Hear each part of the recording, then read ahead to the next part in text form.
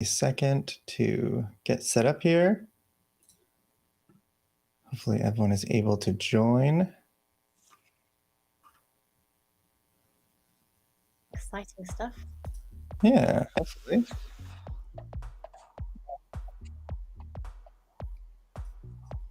All right, I think we are live.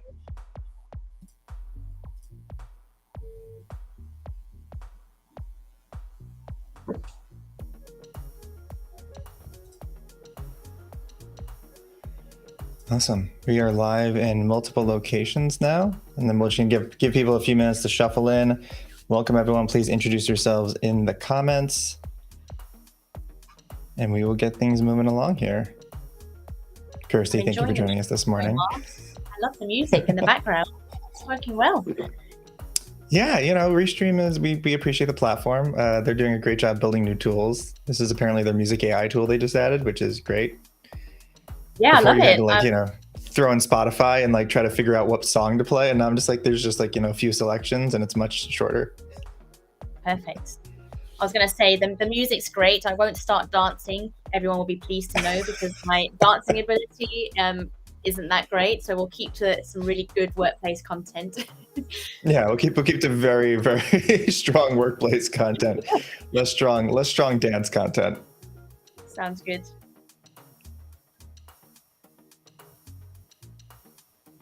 Awesome. Hello, Annie. Hello, Kayla. Good morning. Some folks in the Collective Connect community chiming in already. Cool. All right. Well, I believe we are going to get started just to make sure we can optimize time here.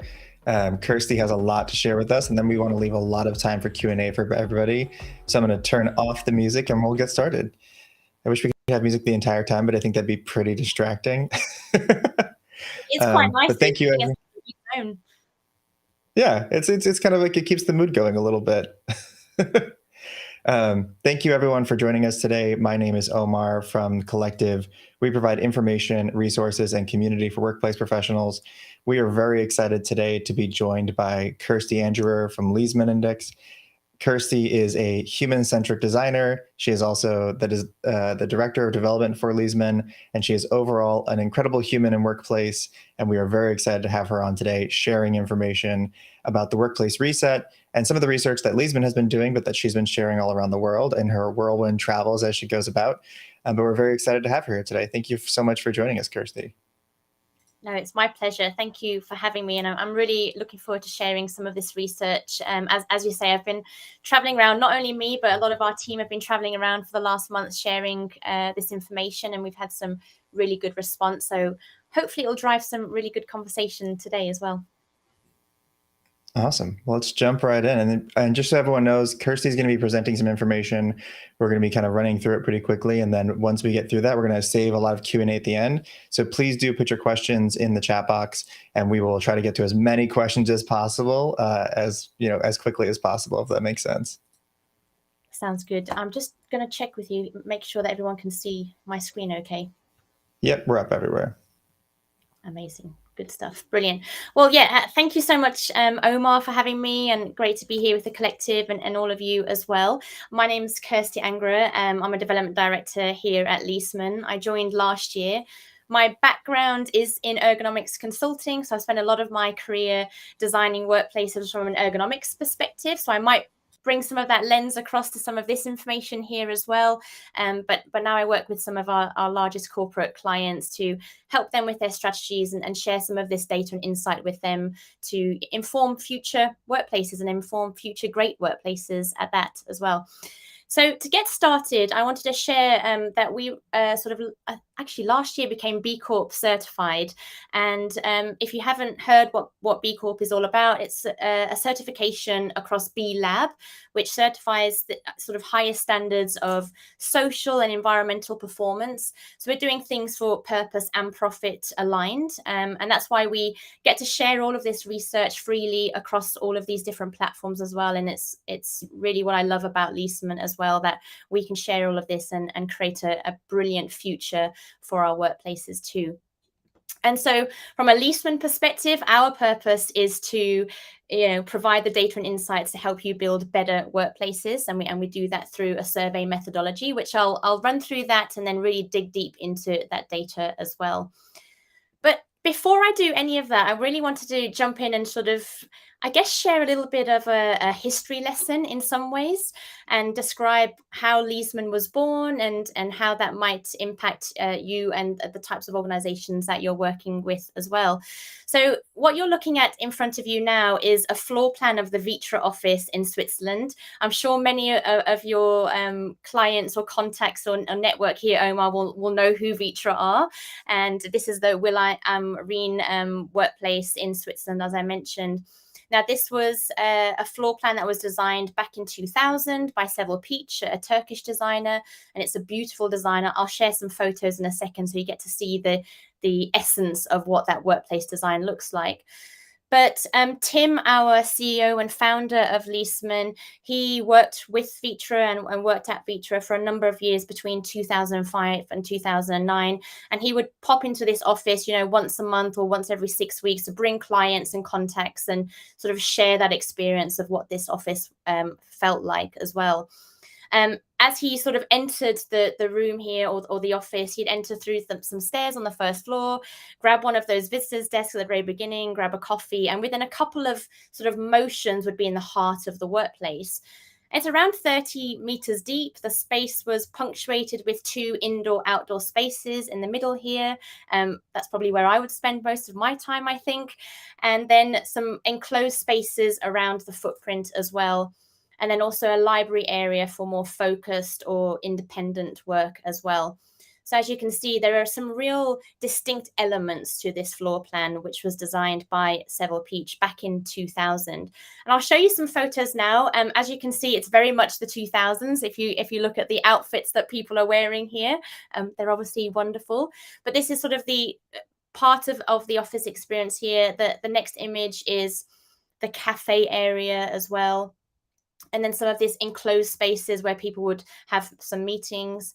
And then this indoor and outdoor space, which I think is absolutely brilliant. It's in the middle of the office layout, which just draws people into experiencing nature whilst they're in that enclosed space also. And then you have this library environment as well. And as you can see, there's this little nook and this sort of window where you can see through the office as you sit in the library. So whilst you might be in this sort of intimate or focused sort of space of mind working in the library, you still have this opportunity to connect with others by that viewpoint through the rest of the office as well.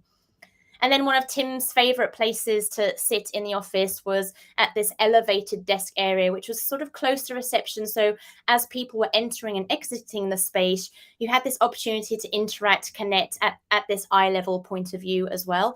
And obviously have this immense view in front of you there, which you can see also. So some real distinct elements across that floor plan. And I really want everybody to sort of take a snapshot of what this looks like, the images that I've shown you, and the fact that it was the network office, which was what it was named back then in 2000. And I'll bring you back to this story at the very end again. So just take a little snapshot there. And so I guess the reason why Leesman was born was Tim wanted to sort of eloquently explain the experience that he felt when moving through this space and when he brought clients and contacts and his network through this space, why people felt it was such a special environment to be in. And I think obviously intuition has a lot to say, a feeling has a lot to say for things, but we're all working for businesses, money comes into play, data comes into play, and how can you eloquently describe a space and how outstanding the experience is with just that feeling? And so that's why the Leesman Index was born, to sort of identify how we could measure that feeling and measure that experience that could then move forward. So in terms of the Leesman methodology, we investigate and analyze what employees do at their workplaces and how well each of those activities are supported. We then link that to business corporate outcomes. So things like environmental sustainability, communication, connection, productivity. And that gives us what we call a Leesman Index score. That's for the office environment. And then as a catalyst of the pandemic, we created the HLMI, which is the Leesman Home Environmental Score. And that's on a scale of 0 to 100. The closer to 100, the better your experience, or the more outstanding your experience. Overlaid on top of that, we also look at what employees need to support that work. So what are the workplace features when you're entering that workplace environment?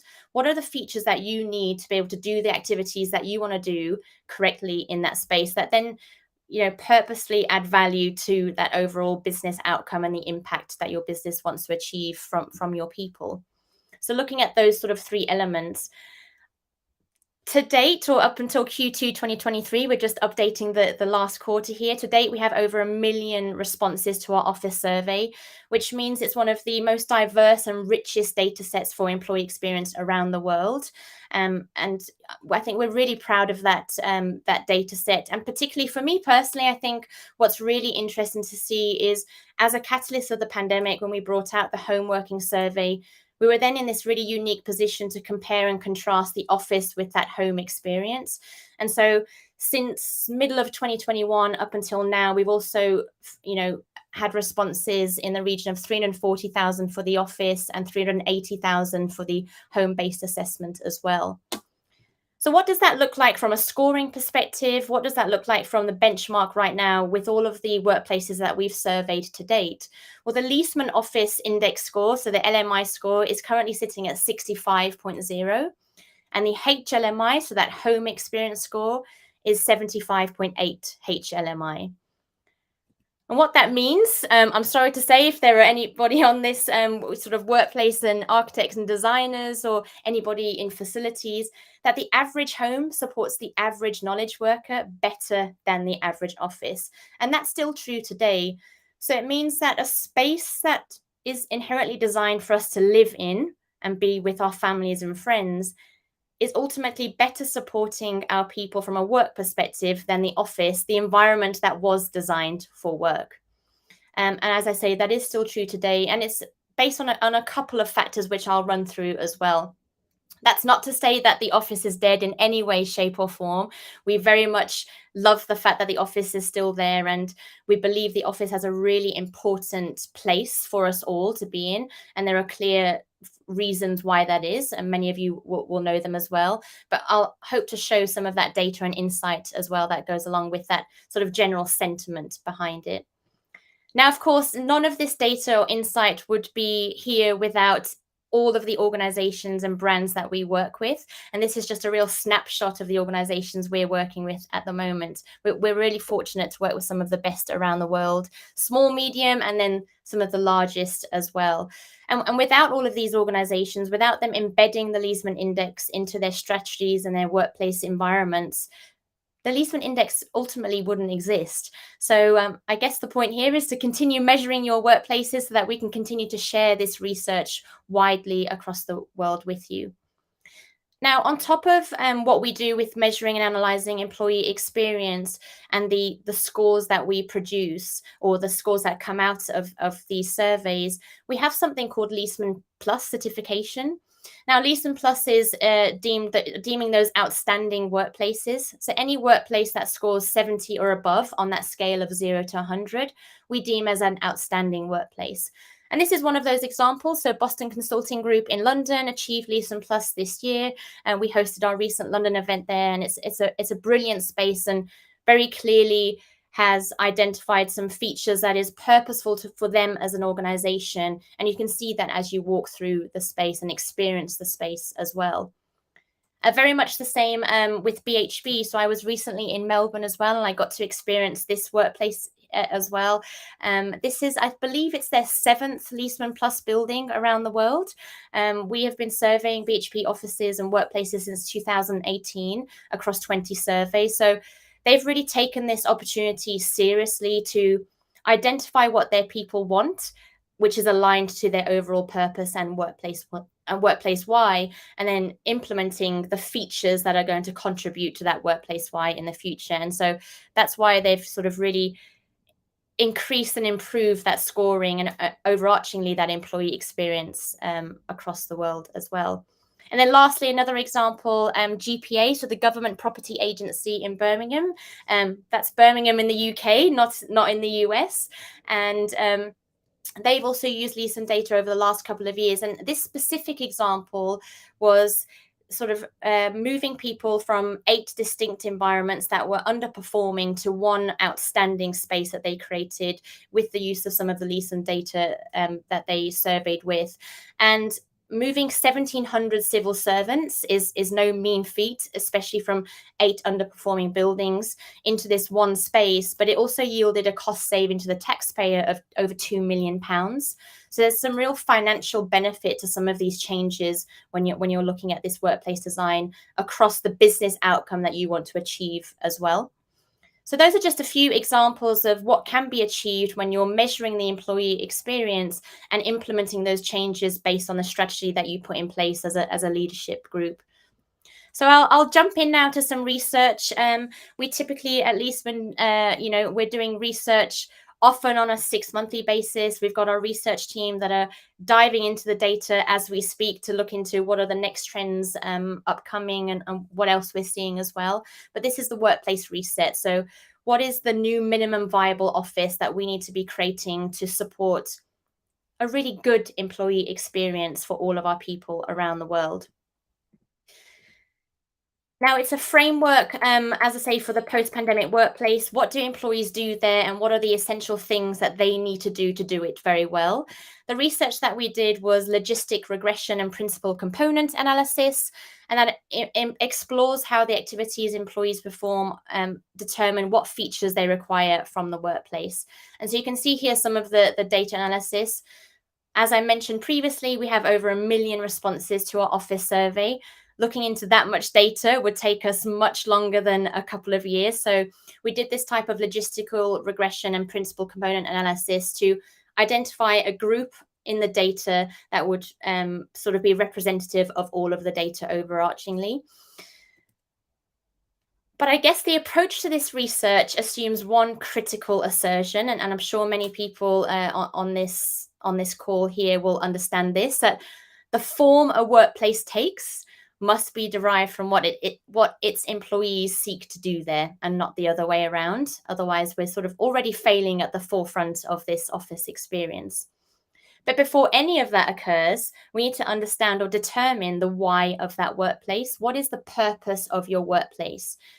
Particularly in this post-pandemic era, when a lot of us can do many of our activities to do our job well at home, that why workplace becomes inherently even more important, because to magnetize me out of the home, or any of us out of our home experiences into the office workplace, there is a lot more thought that needs to go into it as well. So thinking about that why workplace first of all, and what are the reasons why you have those buildings and that space to draw people to enact some great experiences. And then once you've identified or defined that purpose, you'll have a better clue about what employees are expected to do in that workplace and the work activities specifically. And then this should service that purpose. And then once you understand the function, or the functions that have been established, you then also now can understand the features and the inputs that essentially will serve the function and the activities that you want to be done there. So absolutely, your organization could well be somewhat different in terms of the features that are important that I'll show you shortly. But this methodology can be overlaid into any survey that we're doing at Leesman as well. But let me jump into some of the data and the statistical analysis that we've been able to achieve with this research here. What you'll notice I will also do is sort of pepper an abstract example of how this might link to what we've been able to achieve here with the workplace. So that abstract example is sort of understanding what is the why of an airport? What is the purpose of an airport? And a really interesting quote here that I'll let you read yourselves. It can hardly be a coincidence that no language on earth has ever produced the expression as pretty as an airport. Airports are ugly. Some are very ugly. Some attain a degree of ugliness that can only be the result of special effort. I think most of us who travel for work or otherwise can appreciate that quote. Not all airports, I should say. I was recently in Singapore, and that is probably one of the most beautiful airports around, but even then has its moments as well. But if we think about the purpose of an airport, what is that? And it's really to accommodate the efficient and safe arrival and departure of airline passengers, their luggage, and accompanying freight. It's a very distinct purpose that they have. And what I want you to think about is if you were to imagine now your workplace, and if your CEO or your leadership team had to write that type of sentence, that length of a sentence to describe your workplace why, what would it say? And that's something to really consider. So when we looked at our 10 impact statements here at Leesman, and when you go through the survey, this is one of the first things that you would answer: an agreement to any of these statements. Do you agree or disagree on the spectrum to these statements? And we found statistical relationships in 7 out of the 10 impact statements. And we then grouped these into 4 areas. So productivity, meeting and collaboration, community and culture, and pride and enjoyment. Now, what you might think is that obviously all of these impacts, all of these business outcomes should be something that we prioritize across all workplaces. And I wouldn't disagree with that. In fact, I think a lot of these things we do want in the workplace to be outstanding, or at the very least working very, very well, whether that's productivity, building this knowledge sharing environment for community and culture, an environment that enables us to collaborate effectively and innovate together as a community and a collective, or just having that pride and enjoyment. Would you want to bring your parents, your family, your children, or your ex-colleagues to this space? Does it have that level of pride surrounding it? So as I say, you might feel that all of these sort of corporate outcomes are something that you want to try and achieve with your workplace. And that is something that can definitely occur. But it then becomes a very difficult task, because every activity that attaches to each of these business purposes has to be equally working very well. Or you might choose to prioritize just one. And I think there's nothing wrong with either one of those answers, and there really is no right answer. It depends on your organization and the strategy that you have and the ultimate business outcome that you want to achieve on an annual basis, and then much further beyond that in your sort of 10-year plan as well. And what is the progress of that? So either or, it doesn't really matter. It doesn't matter to us. It just depends on your strategy and what you're trying to achieve here. But if you're trying to achieve all of them, so productivity, meeting, community, and pride at a very high level, you've got a big task ahead of you, but that is also fine if you've got the resource behind you. Now, when we look at the purpose, within this research report that we can certainly share with you, Omar, and your collective community as well, we've identified sort of a checklist for each of these steps. So this is the first checklist, the purpose checklist. Questions that we would ask you to ask of your leadership team when you're thinking about that workplace why. Do you have a workplace why, and what is it? And is that static for the next 3 or 5 years, or is it more fluid in nature? Have you considered the variation across the lines of business and the departments? And do all of your employees who are walking through that space understand that purpose and the outcomes that you're trying to achieve as well? It's all well and good the leadership team knowing that, but does everybody else know that who are walking through that workplace as well? So that was purpose, identifying that workplace why. Then we move into this next section here, which is the function, the activities that you might want to do in the workplace based on that workplace why. And if we think about the airport function, the activities that you do there: queuing for check-in, passing through security. We've all been through the pain of that. And then obviously boarding the aircraft as well. These are all very distinct activities involving passengers at airports, and they're functionally critical to achieving that overarching purpose that I described before, which is the efficient and safe arrival and departure of airline passengers, their luggage, and accompanying freight as well. So if we think about that from a workplace perspective, we identified out of the 21 activities that employees would typically answer as important to them in their role, we identified 8 of those activities to be important to more than 50% or more people in these workplaces. And these are the 8 here. So you've got things like individual focused desk-based work, planned meetings, telephone conversations. Now, telephone conversations might surprise some individuals, because we're obviously in this more video conferencing era where we're in a video conferencing first meeting moreover than telephone conversations. But in fact, many organizations very much still value telephone conversations. But I can say that when we're looking into our data as well, that there is going to be a pinch point probably in the next 6 to 12 months where video conferencing and telephone calls does start to change in importance, where video conferencing will surpass telephone conversations in importance and telephone conversations will start to decrease.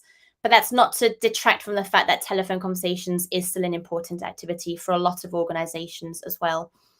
But these are the sort of top 8. And so when you look at these functions and these activities, and as you align them with the business impact and the business outcomes, this is what we've been able to statistically map here. So as an example, if productivity is one of those business outcomes or workplace wise that are important to you as an organization, we can see here that individual focused desk-based work and telephone conversations as an activity or activities are important for that overarching productivity outcome is going to be important for. So those are 2 activities that you would want to start to prioritize to make sure that productivity within that organization is inherently good or improved upon. And then you look at meetings and collaboration. If that is your purpose, your workplace why is to bring people together, to have meetings, to collaborate on all sorts of different projects, then these are the types of activities that are important for that to occur. Planned meetings, unplanned meetings, and collaboration, as well as video conferencing. And then the same goes for community and culture. We have these distinct activities, and then pride and enjoyment as well. So relaxing and taking a break, and informal social interaction. Now, this is the full list. As I say, if you find all 4 of these impact statements, or if you find all 4 of these groupings important to you as an organization, and that's your ultimate workplace why, you want all 4 of these to be part of that workplace why, that's absolutely fine. It just means that all 8 of these activities need to be working equally as well to achieve that ultimate business outcome and business goal here. Now, what does that mean then when we're thinking about this hybrid working environment or working world, so that home versus the office? We have, through our data, identified 3 distinct profiles. And as you can see here, they're office leaning, balanced hybrid, and remote leaning. And when identifying these personas, we've looked at 2 variables. So what activities do people find important, and what is the quality of their home setup? So, for example, I'm at home at the moment. I am very fortunate to have a sort of office in my garden I sort of refurbished this last year. And so I have the ability to come out here and have a really good ergonomic setup for me. Others, though, may be working from a dining room table in their home. They might be house sharing, so therefore they're working from their bedroom environments as well. So the difference in quality of that experience very much varies depending on the type of environment you have in that home setup. And that then influences what you're seeing here in terms of these personas as well, and how effectively those activities can happen across the different environments. So when we looked at this data in this workplace reset research, you can see here the difference across those personas. So for example, individual focused desk-based work, even in the office leaning persona, so those people who probably are more collaborative in nature, who probably are going to come to the office a little bit more frequently, even for those people, individual desk-based work is important, and it's important to 86% of those individuals. You can see then 95% of remote leaning individuals find individual desk-based an activity that's important to them. And so if productivity is the business outcome that is important to you and your workplace why for the office, the remote leaning individuals are the more challenging people to bring back to the office, because they're getting experience at home that is acoustically and visually private, where they can be very focused and have this intimate space bespokely designed for them as an individual. If you want those types of activities to occur in the office, that can absolutely happen, but it just means it becomes a little bit more difficult for that cohort of individuals. The balanced hybrid individuals or personas here are much more sort of complex in nature in terms of their roles. It means that they have more activities for their roles for them to be successful, as you can see, as opposed to the office and remote leaning here as well. So the balanced hybrid are those who need the office and the home very effectively to be able to do their roles well. And so here you have the function checklist. If you're thinking about, originally that workplace why and that purpose, you now can identify the types of activities that you want to occur in that workplace environment. Do you know what those activities are? Do you know the functions and the activities that you want people to be doing at home as well? And how supported are they in those activities in both of those environments? Which activities make up a typical working day for those employees and across different departments and different business units as well? Because across an organization, that might also differ too. So it becomes a little bit more challenging, I guess, in that sense. And then also, what will attract your employees to be magnetized away from the home experience and into that workplace experience as well? And identifying those activities is really important based on that workplace why at the forefront here. Then you have the third aspect here. So it's the last of the three sections, the form. If we go back to this airport analogy again, what are the features and equipment that an airport needs to do efficiently and to function effectively as well? Well, of course, here you've got this vehicle that helps to maneuver the plane into position as the planes. I actually didn't know this until a couple of years ago, but that planes can't reverse. So you need these vehicles to maneuver planes into position, which is a very distinct feature of an airport to be able to do that. Probably very few other environments need that type of feature. Another vehicle here to fuel the plane as well, which is very distinct to this environment. And then a ramp to get your luggage off as well safely back to the hands of the passengers that have flown on that flight as well. So distinct features that are contributing to that overarching workplace why and that purpose of the environment at the forefront. But if we look at that workplace environment in the office, when we did this research, we identified out of the 50 or more features that we look at in our Leesman survey, 23 of those 50 features were deemed important to more than 50% of employees. And I'll sort of drill a bit deeper into that list here. So you can see things like the chair and desk. I think that's probably quite obvious to most of us. Small and large meeting rooms, then quiet rooms, IT help desks, air quality, office lighting, noise levels, temperature control. So these are the features that are important to 50% or more individuals when we looked at the cohorts of data that we looked at here. And then we've been able to map out of those features which influence the functions and then the purpose at the forefront there as well. So I won't go into too much detail of all of them. As Omar has already seen, there is a lot of information in these slides here to statistically map all of these features across the functions. But just to give you an idea here, as I say, if your purpose is productivity, we then know that individual focused desk-based work and telephone conversations are activities that are important for that purpose to inherently be good and be successful. Then the chair and desk as two features in that workplace have to be working really, really well for that to occur effectively in those activities.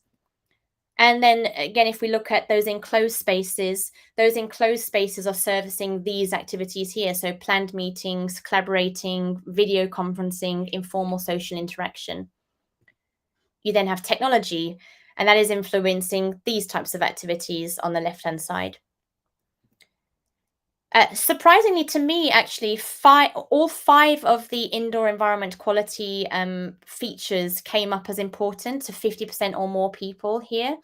I would have expected definitely noise levels and temperature control, because those are the two that get spoken about a lot across workplaces and everywhere else. But actually, lighting and air quality is also a very important feature for over 50% more employees. And that can also differ across regions as well. And then also facilities and services and food and beveraging as well. So I'll bring this to a sort of summary here. So on the right-hand side, you have that feature list that are important to 50% or more people, which serve the activities, the 8 activities that are important to 50% or more people across workplaces, which then serve those 4 business outcomes. So this is sort of the step-by-step process that we think is important, and based on the data and statistically mapping this, something to really consider to create that minimum viable office. We're not talking here about the outstanding workplaces that I shared at the forefront here.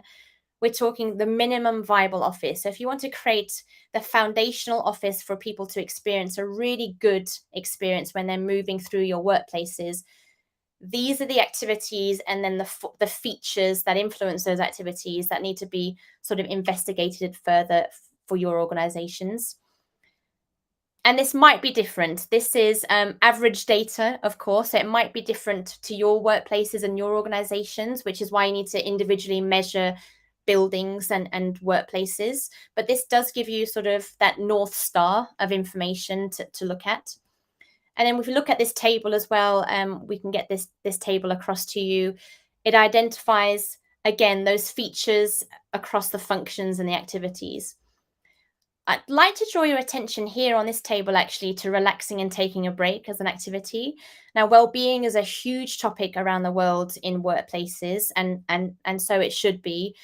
But as you can see, it's one of the most demanding activities from a features perspective.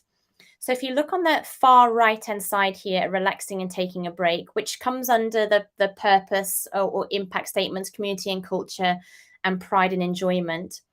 Relaxing and taking a break requires 17 features to be working effectively for that activity to be successful for people in the workplace. So it's a really demanding activity. So if you're wanting your workplace to be an environment that has that available to your people, then you need a really good chair and desk environment. You need quiet rooms and spaces. You need good air quality, good lighting, good temperature control. You need good cleanliness, tea and coffee refreshment facilities, and restaurant canteen areas where people can then find those spaces to relax and take a break as well. But it's just something I thought I'd share there because it is interesting that it is one of the most demanding activities across the workplace. The next one is informal social interaction and telephone conversations. They are also very demanding activities in terms of the features that you're implementing across your spaces here.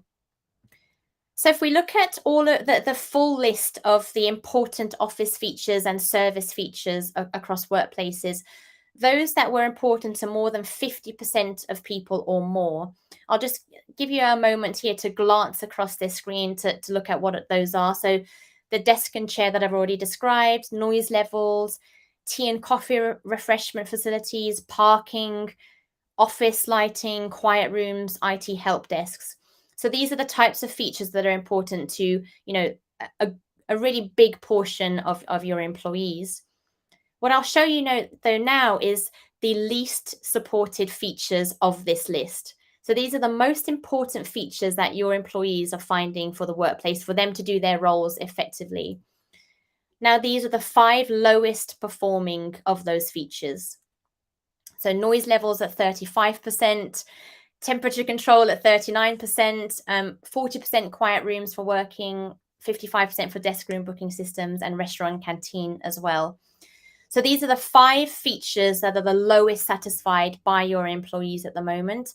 I think probably noise levels is unsurprising. It's very difficult to get that right, especially in an era where we have the ability to work from home in often an acoustically private environment like I'm in here. There's no real distraction or noise around. When I go to the office, though, my colleagues are there, my friends are there, it's more open plan. There's much more elevated noise in that environment. So if I'm trying to achieve focused work, it becomes a much more difficult activity to occur in the workplace. So around the world, it's a difficult problem, but it just proves that we need to get better at these types of features. Temperature control, equally, again, it also depends on the demographics and different individuals working through that workplace here as well.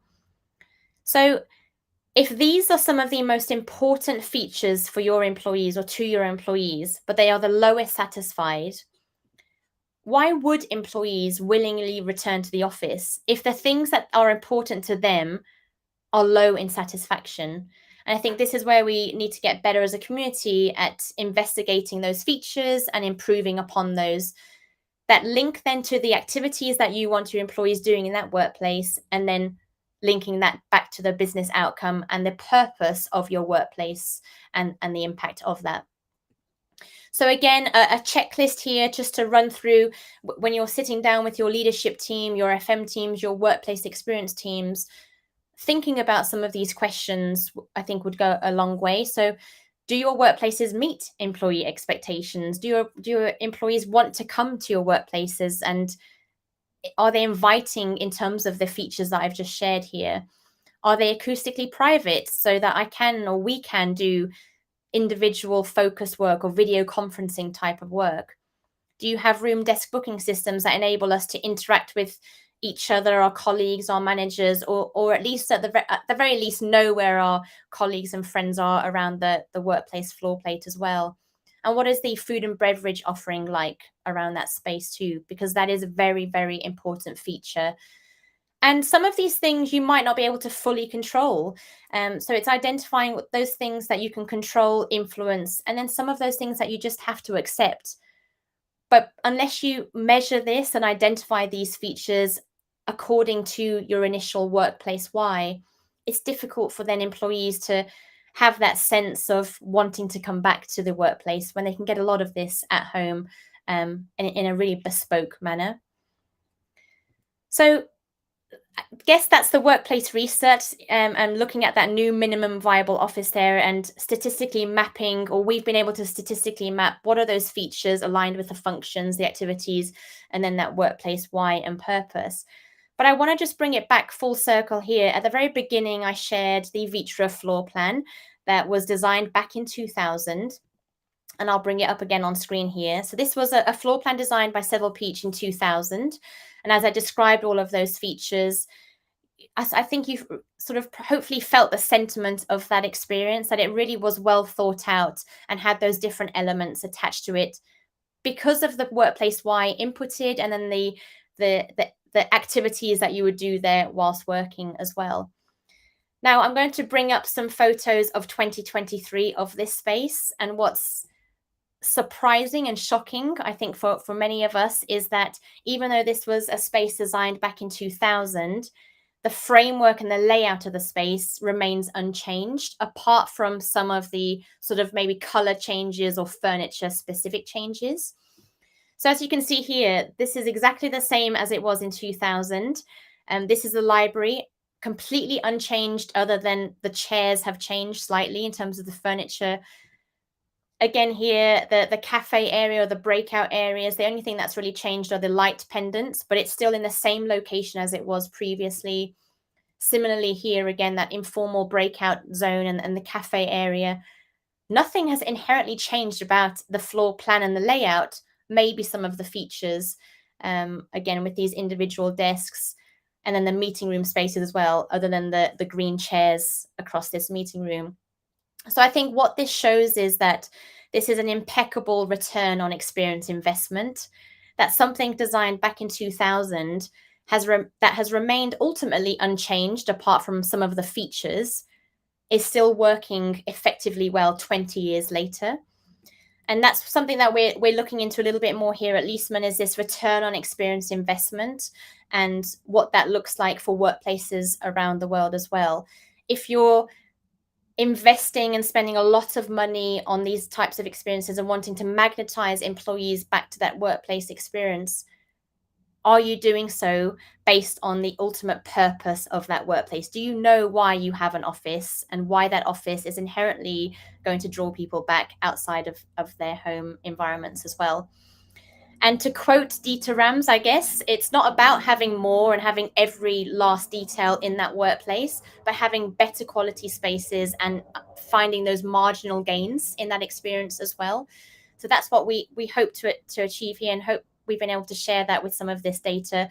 We'll certainly get this research report sent to Omar, and we can share that widely across all of this audience as well. So Omar, I'll stop there for a moment and open up for any questions. Yeah, Kirsty, this is fantastic. I think I have a million questions, but I'm sure everyone else in the comments does as well. I'm going to switch us into Q&A mode just so we can have a little bit more visual. We did have a couple questions in the chat already, so we can kind of jump in. We can show some of these as well. So this question came from Dominic. I think he was talking about the variations in workspaces, but not so many ergonomic workstations being in that Vitra office.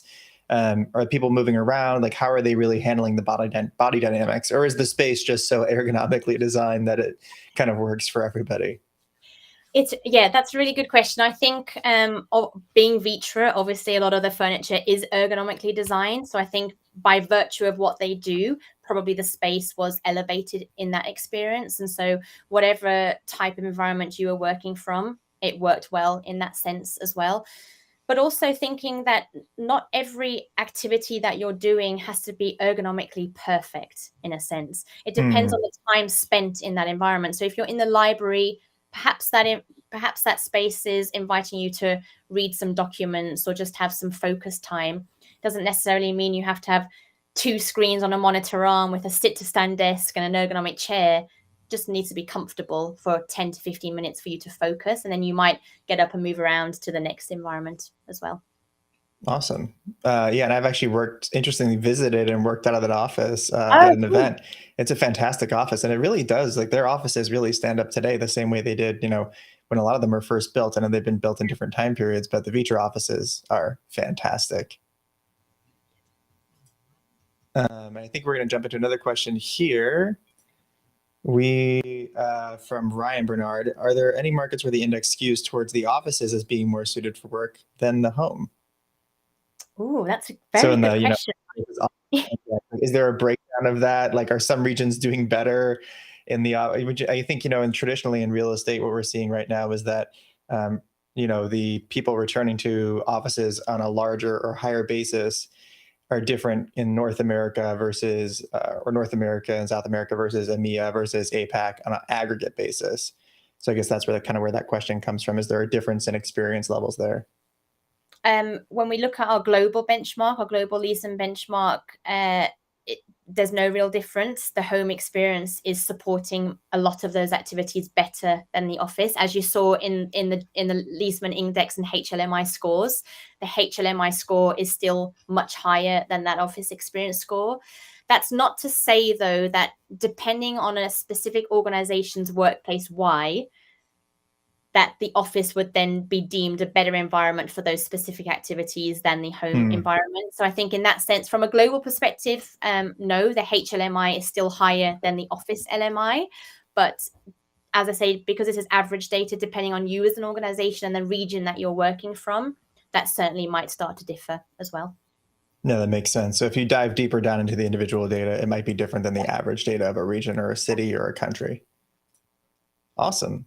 And we're going to get another LinkedIn question. How often is Leesman updating the categories and features for participants to select from as new trends and experiences are incorporated into the workplace?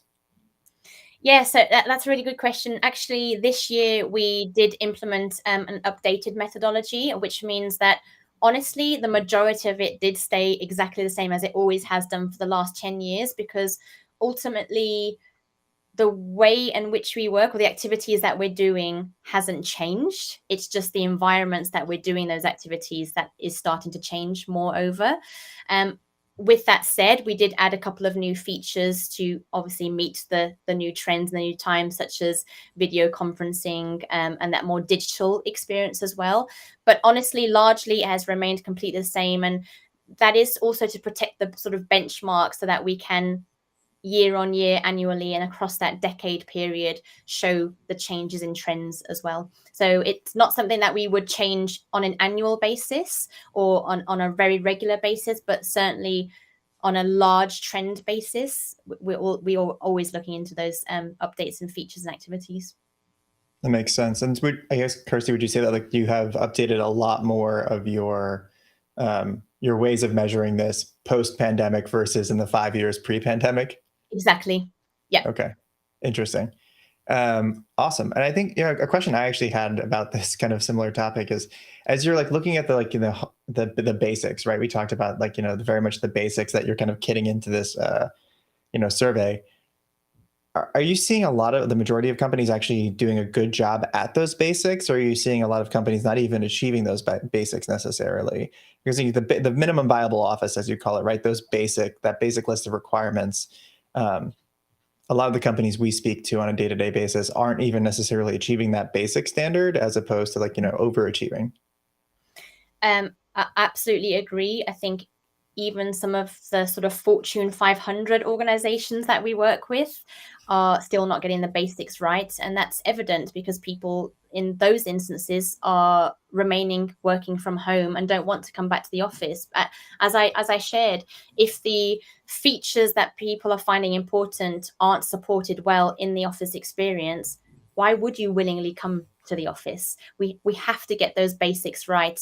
If not, then I think people will stop, slowly or even more quickly stay at home and not come back to the office. Having said that, though, if you followed Leesman data over the years, the overall benchmark data overall LMI score is increasing.